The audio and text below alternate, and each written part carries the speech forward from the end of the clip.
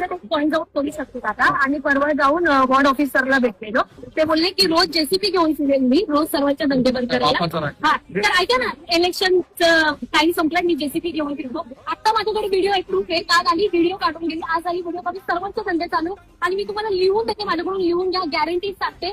हे जे इथे जे धंदे लावतात 30 वर्षापासून लावतात, 40 वर्षापासून लावतात, रोज लावेल. हे बोलले ना 150 मीटरच्या आत आहे, 150 मीटरच्या आत सिलेंडर रोज दिसेल दादा तुम्हाला. रोज मी कसं येऊन मी तर रोज कंप्लेंट टाकू दादा, रोज कसं येऊन कंप्लेंट टाकू? हे सगळं खोटं आहे, हे सगळं खोटं. इथे जी आत पूर्ण मधुबन गल्ली, ही जी पूर्ण गल्ली, हे सगळं 150 मीटरच्या आत येते ना दादा. हे रोज लावते, रोज लावते. माझ्याकडून लिहून घ्या, नाही तर मी इथं आंदोलनाला बसते दादा. हे सगळं खोटं आहे. आंदोलन करायचं मी जेवढं सांगतो तेवढी सोपी प्रोसेस.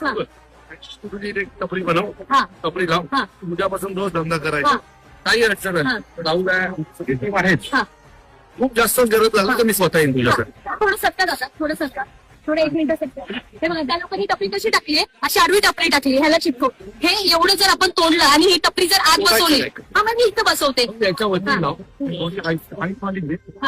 त्याच्यावरती लाव आणि एक माणूस इथं द्यायला ठेव. ठीक आहे, त्यांच्या कुठल्याही प्रॉपर्टीला हात लावायचा नाही, कुठलीही प्रॉपर्टी तोडायची नाही. जी आहे आता हा एवढा पॅच तर बिनकामाचा आहे, बरोबर आहे. बरोबर. एवढा पॅच मध्ये कशी काय बसवता येईल तेवढी बसवतो. ठीक आहे, चालेल. बाकी आयुक्तांची साहेब बोलतो. ठीक आहे, चालेल जाऊ. चालेल. लढायचं नाही, रडून व्हिडिओ करायचे नाहीत.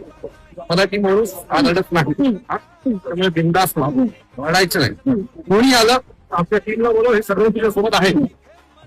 तरी काही अडचण सॉल्व्ह होत नाही असं वाटतं तर मला फोन करायचं. मला ठाण्यामध्ये यायला अर्धा तास लागेल, अर्धा तास येईल. त्याच्या पुढे मला तुझा एकही लढतानाचा व्हिडिओ आला नाही पाहिजे.